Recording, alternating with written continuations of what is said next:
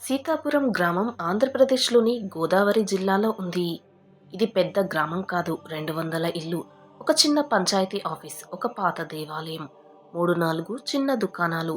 గ్రామం చుట్టూ పచ్చని పొలాలు, దూరంగా కనిపించే కొండలు. పొద్దున్నే 4:30కు గ్రామం మేల్కొంటుంది. మొదట కోళ్లు కూస్తాయి.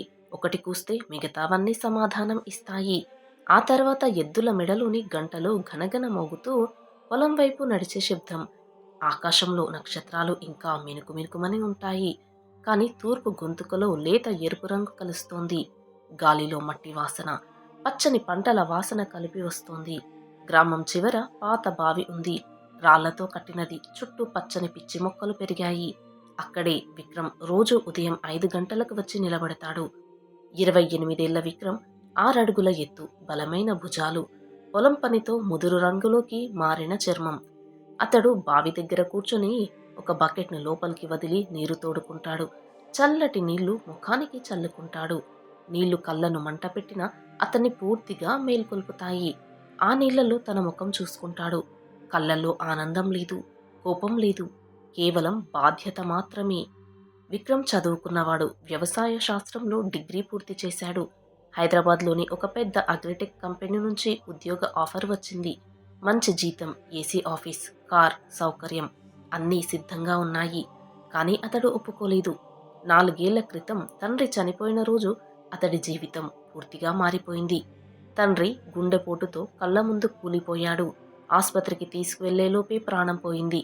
ఇంటికి వచ్చాక తెలిసింది భారీ అప్పులు, పంటలు పండకపోవడం, వడ్డీలు పెరగడం, సహకార బ్యాంకు నుంచి ప్రైవేటు వడ్డీల నుంచి అప్పులు. ఊరందరూ ఒకటే సలహా, పొలం అమ్మేయి అని. కానీ తండ్రి చివరి గంటల్లో చేయి పట్టుకుని చెప్పిన మాట, నాయనా, ఈ భూమిని అమ్మొద్దు. ఇది మన పూర్వీకుల రక్తంతో వచ్చింది. మన పేరు, మన గౌరవం. ఆ మాట విక్రమ్ని వదలలేదు. అప్పులు తీర్చమని ఒత్తిడి చేసిన వాళ్ల ముందు నిలబడ్డాడు. రాత్రింబవలు కష్టపడ్డాడు. ఇతరుల పొలాల్లో పని, ట్రాక్టర్ డ్రైవింగ్, చిన్న చిన్న కూలీలు ఏమీ వదల్లేదు. చివరికి అప్పులన్నీ తీర్చి ఆ భూమిని విడిపించాడు. అతనికి ఆ పొలం డబ్బు కాదు, తండ్రి మాట, తండ్రి గౌరవం. ఉదయం 6 గంటలకు ట్రాక్టర్ స్టార్ట్ చేస్తాడు. పాత మహీంద్రా ట్రాక్టర్ ఇంజిన్ శబ్దం గ్రామ నిశ్శబ్దాన్ని చీలుస్తుంది. పొలం వైపు వెళ్తాడు. మట్టిని దున్నుతాడు. విత్తనాలు చల్లుతాడు. చేతిలో మట్టి ఒక అంగుళం మందంగా పేరుకుపోతుంది. కాని ఆ మట్టిలోనే అతని ఆశలు పాతుకుపోతాయి. ఒక మధ్యాహ్నం సూర్యుడు తలపై నిలిచిన సమయం. గ్రామం నిశ్శబ్దంగా ఉంది. పిల్లలు రోడ్లపై క్రికెట్ ఆడుతున్నారు. పెద్దలు చెట్టు కింద కూర్చొని మాటలాడుకుంటున్నారు. అప్పుడు గ్రామ మలుపు దగ్గర నల్లటి మెర్సిడెస్ బెంచ్ ఎస్యూవీ వచ్చి ఆగింది. దుమ్ము ఎగసి మళ్లీ అదృశ్యమైంది. గ్రామస్తులు ఆశ్చర్యంగా చూశారు. ఇంత ఖరీదైన కారు ఇక్కడ ఎవరూ ఇప్పటివరకు చూడలేదు. డ్రైవర్ దిగి వెనక డోర్ తెరిచాడు. అందులో నుంచి అనన్య దిగింది. 26 ఏళ్ల అనన్య ఖరీదైన బ్లాక్ జీన్స్, వైట్ టాప్, పెద్ద సన్ గ్లాసెస్, జుట్టు పోనిటేల్లో బిగించి ఉంది. నడకలో ధైర్యం ఉన్న, ముఖంలో అలసట స్పష్టంగా కనిపిస్తుంది. ఆమె శర్మ గ్రూప్ ఆఫ్ కంపెనీస్ వారసురాలు. ఢిల్లీ, ముంబై, హైదరాబాద్లో ఆఫీసులు ఉన్న పెద్ద బిజినెస్ ఎంపైర్. చిన్నప్పటి నుంచి ఆమె చుట్టూ ఉన్నది ఒప్పందాలు, లాభ నష్టాలు, బోర్డు మీటింగ్లు. తల్లిదండ్రులు విడాకులు తీసుకున్నప్పుడు ఆమెకు 13 ఏళ్లు. అప్పటి నుంచి డబ్బు ఒక్కటే ఆమెకు తోడు. ఆమె నేరుగా విక్రమ్ పొలం దగ్గరికి వచ్చింది. విక్రమ్ ట్రాక్టర్ దగ్గర నిలబడి ఏదో సరి చేసుకుంటూ ఉన్నాడు. అతడి చేతులు మట్టితో నిండి ఉన్నాయి. ఎక్స్క్యూజ్ మీ, మీరే విక్రమ్ కదా? అడిగింది సన్ గ్లాసెస్ తీసి. విక్రమ్ తలెత్తి చూశాడు. మౌనంగా తలూపాడు. నేను మీతో మాట్లాడాలి, ఒక ముఖ్యమైన విషయం అన్నది. విక్రమ్ చేతులు తుడుచుకుని దగ్గరికి వచ్చాడు. చెప్పండి అని. అనన్య ఒక్క క్షణం ఆలోచించి నేరుగా అంది, నాకు అర్జెంటుగా పెళ్లి కావాలి. అది ఒప్పందం పెళ్లి. 6 నెలల్లో వరకు ఉండాలి ఆ పెళ్లి. మీరు నాకు అలా భర్త అవుతారా అని. విక్రమ్ కళ్ళు పెద్దవయ్యాయి. ఒక్క నిమిషం అక్కడే నిలబడిపోయాడు. ఏమిటిది? ఇదేమైనా జోకా? ఇక్కడ పెళ్లిళ్ళు అవసరాల కోసం చేయరు, ప్రేమ కోసం, జీవితం కోసం చేస్తారు. మీరెవరో, ఎందుకు ఇక్కడికి వచ్చారో తెలియదు కానీ ఇది సరైన మార్గం కాదు అంటాడు. అనన్య ఒక్కసారి లోతుగా ఊపిరి తీసుకుంది. తన కథ మొత్తం చెప్పింది. తాతయ్య వీలునామాలో షరతు, పెళ్లి కాకపోతే కంపెనీలోని మెజారిటీ షేర్లు కజిన్ విజయ్కి వెళ్తాయి అని. విజయ్ కుట్రలు, బెదిరింపులు. ఆమెకు నమ్మకంగా ఉన్నవాళ్ళు ఎవరూ లేరు. నాకు నిజమైన భర్త అవసరం లేదు, కేవలం ఒక ఒప్పంద పెళ్లి చాలు. మీకు డబ్బు ఇస్తాను, ఎంత కావాలంటే అంత అన్నది. విక్రమ్ ముఖం కఠినమైనది. ఈ పేద రైతును డబ్బుతో కొనొచ్చును అని అనుకున్నారా? నా స్వరూపం మీకు తక్కువగా కనిపిస్తుందా? అంటాడు. ఆ మాట అనన్య గుండెను పొడిచింది. కళ్ళల్లో నీళ్లు తిరిగాయి. గొంతు కంపించింది. దయచేసి నాకు ఇంకో మార్గం లేదు. ప్లీజ్ నన్ను అర్థం చేసుకోండి అని. విక్రమ్ ఆమె కళ్ళల్లోకి చూశాడు. అక్కడ అహంకారం లేదు, భయం ఉంది, ఒంటరితనం ఉంది, నిజాయితీ ఉంది. చాలాసేపు మౌనం. ఆ తర్వాత నెమ్మదిగా అన్నాడు. డబ్బు కోసం ఒప్పుకోవడం లేదు. నీ నిజాయితీ చూసి ఒప్పుకుంటున్నాను. కానీ ఒక షరతు. ఈ ఒప్పందం కోసం నువ్వు నా ప్రపంచంలో జీవించాలి. 6 నెలలు నువ్వే ఇక్కడ ఉండాలి అని. అనన్యకి వేరే మార్గం లేదు. ఒప్పుకుంది. కొన్ని రోజుల తర్వాత కోర్టులో పెళ్లి జరిగింది. 2 సాక్షులు, ఒక న్యాయవాది, రిజిస్ట్రార్. సంతకాలు పడ్డాయి. ఎటువంటి ఆడంబరము లేదు. అది పెళ్లి కాదు, ఒక అగ్రిమెంట్, ఒక బాధ్యత మాత్రమే. అనన్య గ్రామానికి వచ్చిన మొదటి రాత్రి పాత ఇంట్లో ఒక చిన్న గది ఇచ్చారు. ఫ్యాన్ నెమ్మదిగా తిరుగుతోంది. కరెంటు పోయింది. దోమలు రక్తాన్ని గుంజుతున్నాయి. వేడి ఊపిరి ఆడకుండా చేస్తుంది.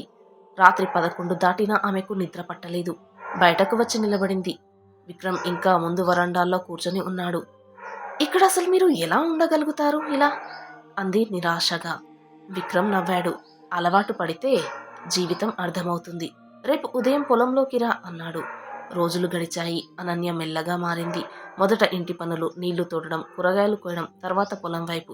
విక్రమ్తో పాటు నడిచింది. అతను రైతులతో మాట్లాడే తీరు చూసింది. డబ్బు లేకుండా గౌరవం ఎలా సంపాదించవచ్చునో తెలుసుకుంది. చేతులు మట్టితో మురికైన, గుండెలో ఏదో కొత్త భావన మొలకెత్తింది. రాత్రిళ్ళు విక్రమ్తో మాటలు, అతని బాల్యం, తండ్రి కథలు, పొలం గురించి. అనన్య తన జీవితం చెప్పింది. ఒంటరితనం, బిజినెస్, ఒత్తిడి. ఒక రాత్రి గిడ్డంగికి నిప్పు అంటుకుంది. అది విజయ్ పని.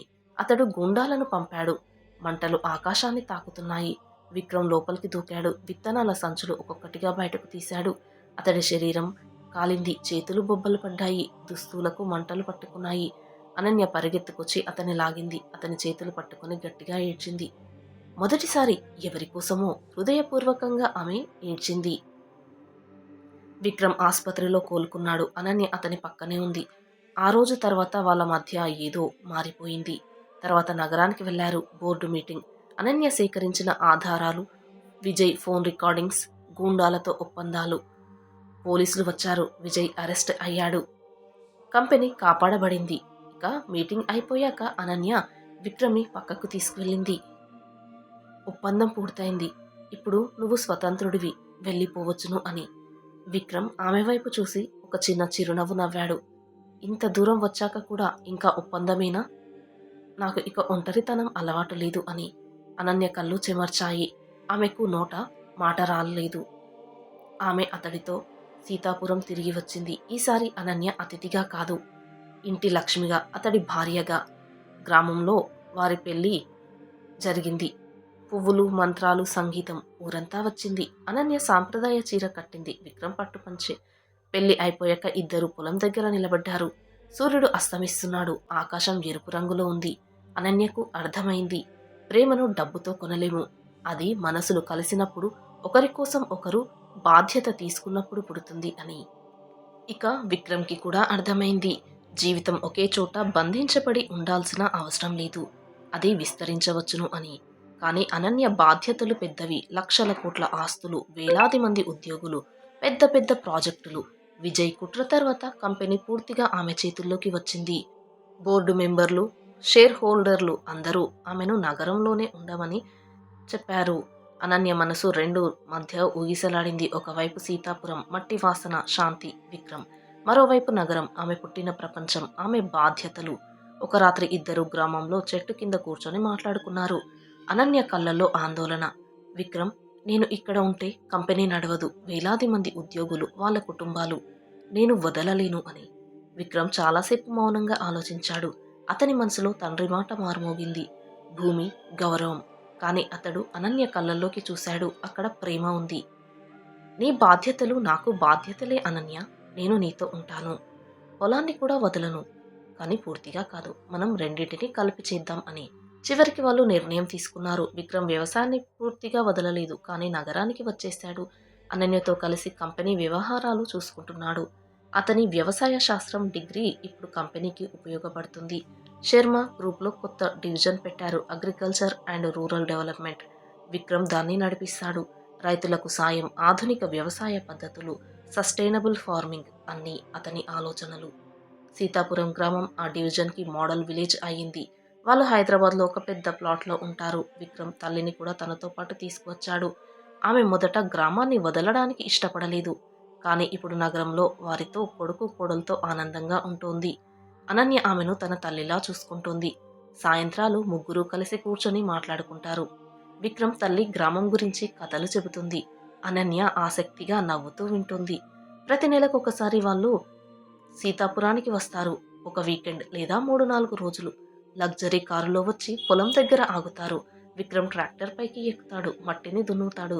అనన్య అతని పక్కన నడుస్తుంది, చీర కట్టుకుని, చేతులు మట్టితో మురికి చేసుకుని. గ్రామస్తులు వాళ్ళను చూసి సంతోషిస్తారు. మా ఊరి అబ్బాయి ఇప్పుడు పెద్దవాడైపోయాడు అని అంటారు. సాయంత్రం పొలం దగ్గర కూర్చొని బావి దగ్గర నీళ్లు చల్లుకుంటారు. రాత్రి ఇంటి ముందు నక్షత్రాలు చూస్తూ మాట్లాడుకుంటారు. ఆ రోజులు వాళ్ళకు ఆనందం. నగరం హడావిడి నుంచి విరామం. విక్రమ్ ముఖంలో ఇప్పుడు బాధ్యతతో పాటు ఒక కొత్త ఆత్మవిశ్వాసం కనిపిస్తోంది. అతడు ఇప్పుడు కేవలం రైతు కాదు, ఒక బిజినెస్ లీడర్ కూడా. అనన్య కళ్ళల్లో ఒంటరితనం పోయి పూర్తి సంతృప్తి వచ్చింది. ఆమెకు ఇప్పుడు ప్రేమ ఉంది, బాధ్యతలు ఉన్నాయి, రెండు సమన్వయంగా ఉన్నాయి. సీతాపురం రోజులు నెమ్మదిగా గడుస్తాయి. కానీ విక్రమ్, అనన్య జీవితం ఇప్పుడు రెండు ప్రపంచాల మధ్య అద్భుతంగా సాగుతుంది. నగరంలో వాళ్ళు కలిసి పనిచేస్తారు, గ్రామంలో కలిసి ఆనందిస్తారు. ఒకరు భూమి నుంచి వచ్చినవాడు, ఒకరు ఆకాశాన్ని అంటిన ఎత్తుల నుంచి వచ్చినది. వాళ్ళు కలిసి ఒక పరిపూర్ణ జీవితాన్ని నిర్మించుకున్నారు. ఇది ఒప్పందం నుంచి ప్రేమ వరకు వచ్చిన కథ కాదు. ఇది ఇద్దరు మనుషులు తమ తమ ప్రపంచాలను విడదీయకుండా ఒకరికొకరు అండగా నిలిచి రెండింటినీ ఆనందంగా జీవించిన కథ. ఈ వీడియో గనక మీకు నచ్చినట్లయితే ప్లీజ్ లైక్ చేసి సబ్స్క్రైబ్ చేసుకోండి. Thanks for watching.